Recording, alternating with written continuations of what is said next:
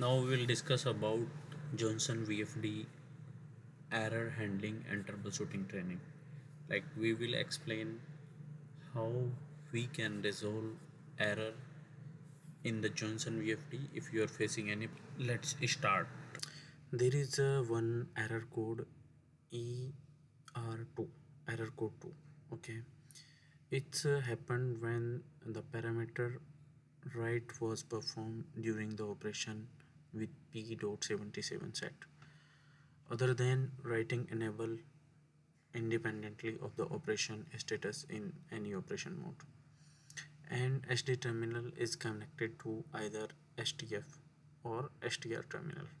So need to check please P.77 setting and check the VFD is not operating properly, and you can do the set that P77 to after operating and stopping this operation. You can set this error, so it will be resolved after this.